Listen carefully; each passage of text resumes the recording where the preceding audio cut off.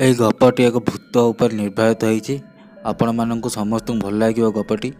ଆପଣମାନେ ନିହାତି ଏହି ଗପଟିକୁ ଫୁଲ୍ ୱାଚ୍ କରନ୍ତୁ ଆଉ କମେଣ୍ଟ ମାଧ୍ୟମରେ ଆପଣଙ୍କର କଥା ଜଣାନ୍ତୁ ଗପଟି ଆପଣମାନଙ୍କୁ ଭଲ ଲାଗୁଛି କି ନାହିଁ। କାରଣ ଆପଣମାନେ ଭିଡ଼ିଓକୁ ଦେଖୁଛନ୍ତି କିନ୍ତୁ ଲାଇକ୍ ଆଣ୍ଡ ସବସ୍କ୍ରାଇବ୍ କରୁନାହାନ୍ତି। ମୋତେ ବହୁତ ଦୁଃଖ ଲାଗୁଛି ଏ ବିଷୟରେ। ଆପଣମାନେ ନିହାତି ଗପଟିକି ୱାଚ୍ କରନ୍ତୁ ଆଉ ମୋତେ ଜଣାନ୍ତୁ ଗପଟି ଆପଣମାନଙ୍କୁ କେମିତି ଲାଗିଲା। ଚାଲନ୍ତୁ ଆରମ୍ଭ କରିବା ଗପଟି। ହ୍ୟାଲୋ ସାଙ୍ଗମାନେ, ଜୟ ଜଗନ୍ନାଥ। ଆପଣମାନେ ସମସ୍ତେ ଭଲରେ ଥିବେ। ଚାଲନ୍ତୁ ଭିଡ଼ିଓଟି ଆରମ୍ଭ କରିବା। ତ ଭଲ ଲାଗିଲା ଲାଇକ୍ ଆଣ୍ଡ ସବସ୍କ୍ରାଇବ୍ କରିବେ ଚ୍ୟାନେଲକୁ।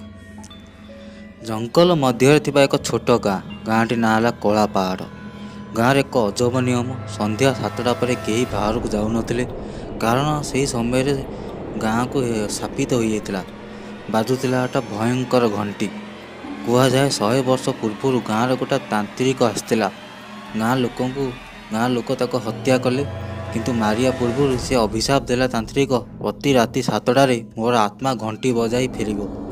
ଗାଁର ଲୋକ ଏହାକୁ ଭୟରେ ମାନି ନେଇଥିଲେ, କିନ୍ତୁ ବାହାର ଲୋକଙ୍କୁ କେବେ ମଧ୍ୟ କନଭିନ୍ସ କରିପାରୁନଥିଲେ। ଏକ ଦିନ କଲେଜରେ 5 ଜଣ ଛାତ୍ର ଡକୁମେଣ୍ଟାରୀ ସୁଟ୍ କରିବାକୁ ଗାଁକୁ ଆସିଥିଲେ। ଗାଁରେ ସେମାନେ ସଚେତନ କରାଗଲା ସନ୍ଧ୍ୟା 7ଟା ପରେ ବାହାରକୁ ଯିବ ନାହିଁ, କିନ୍ତୁ ସେମାନେ ୱାର୍ଣ୍ଣିଂକୁ ଇଗ୍ନୋର କରିଦେଲେ। ସେହି ରାତିରେ ପ୍ରଥମ ଥର ଘଣ୍ଟି ବାଜିଲା ଆଉ ସେମାନେ ଦେଖିଲେ ଅନ୍ଧାର ଅଜଣା ଛାଇ ପାଦଚଳନ କରି ବୁଲୁଥାଏ। ରାତି 12ଟାରେ ହଠାତ୍ ରୋହିତ ଛାତ୍ରମାନଙ୍କ ମଧ୍ୟରୁ ଜଣେ କୁଆଡ଼େ ଚାଲିଗଲା। ଗାଁରେ ପୁରୁଣା ପୂଜାରୀ କହିଲେ, ଏହି ଘଣ୍ଟିର ରହସ୍ୟ ଗାଁର ପୁରୁଣା ମନ୍ଦିର ଭିତରେ ଅଛି। ସେହି ମନ୍ଦିର 50 ବର୍ଷ ଧରି ବନ୍ଦ ଥିଲା। ଛାତ୍ରମାନେ ସାହସ କରି ମନ୍ଦିରକୁ ପଶିଗଲେ। ଭିତରେ ଥିବା ଏକ ପୁରୁଣା ତାନ୍ତ୍ରିକ ପୁସ୍ତକ ଏବଂ ଭୟଙ୍କର ଚିତ୍କାର ଶୁଣିବାକୁ ଲାଗିଲା। ସେମାନେ ଏକ ଡାଏରୀ ମିଳିଲା ସେମାନଙ୍କୁ। ସେଥିରେ ଲେଖା ଥିଲା, ମୋର ଆତ୍ମାକୁ ଯେତେବେଳେ ମୁକ୍ତି କରାଯିବ ସମଗ୍ର ଗାଁ ଧ୍ୱଂସ ହୋଇଯିବ। ହଠାତ୍ ଦୁଆର ଖୋଲିଗଲା ଏବଂ ତାନ୍ତ୍ରିକ ଆତ୍ମହତ୍ୟା ବାହାରିଲା।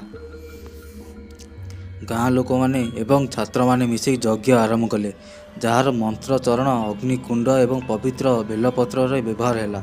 ତାନ୍ତ୍ରିକ ଆତ୍ମା ପ୍ରତିହତ କରିବାକୁ ମନୁଷ୍ୟଙ୍କୁ ନିଜେ ଭସ୍ମୀଭୂତ କରିବାକୁ ପଡ଼ୁଥିଲା।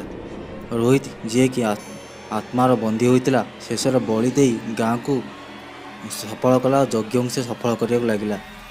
ଘଣ୍ଟିର ଶବ୍ଦ ଶେଷରେ ଚିରକାଳ ପାଇଁ ଥମିଗଲା। ଗାଁ ଲୋକ ଅଭିଶାପରୁ ମୁକ୍ତ ହେଲେ, କିନ୍ତୁ ସେହି ରାତିରେ ଭୟଙ୍କର କଥା ସଦାକାଳ ପାଇଁ ସ୍ମୃତିରେ ରହିଗଲା। ଯଦି ଚ୍ୟାନେଲଟି ଭଲ ଲାଗିଲା ଭାଇମାନେ, ଲାଇକ୍ ଆଣ୍ଡ ସବସ୍କ୍ରାଇବ୍ କରିବେ। ଗପଟି କେମିତି ଲାଗିଲା ଆପଣ ମୋତେ ନିହାତି ଜଣାଇବେ କମେଣ୍ଟ କରିକି। ଧନ୍ୟବାଦ। ମୁଁ ରହୁଛି ମୋ ନାଁ ଦେବାଶିଷ। ଆପଣମାନେ ସମସ୍ତେ ଭଲରେ ଥିବେ। ଜୟ ଜଗନ୍ନାଥ।